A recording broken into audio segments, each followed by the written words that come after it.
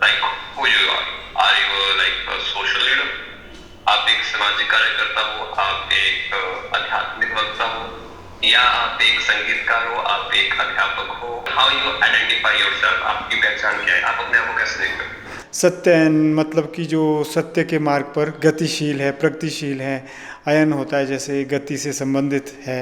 और तो मैं कहना चाहूँगा, सबसे पहले तो मैं एक शिक्षक के रूप में अपने आप को देखता हूँ, क्योंकि एक जो शिक्षक का गुण होता है और शिक्षक की जो विशेषता होनी चाहिए, तो स्किल्स और वैल्यूज़ मैं सिखाता हूँ। और मैं एक शिक्षक हूँ, तो शिक्षक होने के नाते मैं सत्य को नैतिकता के मार्ग से उजागर करने की कोशिश करता हूँ, अर्थात बच्चों में स्वच्छता और नैतिकता के मूल्यों का विकास करने का प्रयास करता हूँ। इन अर्थों में मैं शिक्षक हूँ। मैं धर्म के व्यवहारिक पक्ष को, वैश्विक पक्ष को आगे ले जाने की कोशिश करता हूँ और अध्यात्म को सामाजिकता की कसौटी पर कसने की कोशिश करता हूँ, क्योंकि मुझे लगता है कि आध्यात्मिकता ही मानवता है।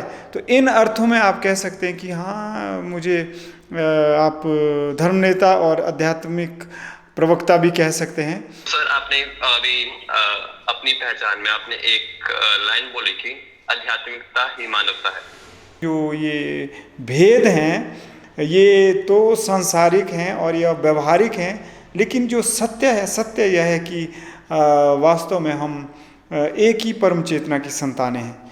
जिस मनुष्य को यह अनुभूति हो गई, जिस मनुष्य के पास यह ज्ञान है, वही परम ज्ञान है, वही परम ज्ञान के लक्षण है, और वही एक महान इंसान के लक्षण भी है। जैसे उदाहरण के लिए मान लीजिए एक इंसान है, उसमें इतनी ही समझ है, परिवार ही संसार है। जैसे जैसे उस इंसान की समझ विकसित होती है, यानी जैसे जैसे ज्ञान का विकास होता है, तब वह इंसान यह देखता है कि नहीं, परिवार ही संसार नहीं है, संसार में देश भी है, प्रदेश भी है, नहीं विश्व है, फिर मानवता है। जब ऐसी सोच मनुष्य की बननी शुरू हो जाती है, अर्थात वह जब शुरुआत अपने परिवार से करता है, परिवार के प्रति अपना कर्तव्य धर्म निभाता है, तो उस समय उसे थोड़ा सा भान आना शुरू हो जाएगा कि मेरे परिवार का आधार समाज है, मेरे परिवार का आधार तो संसार है।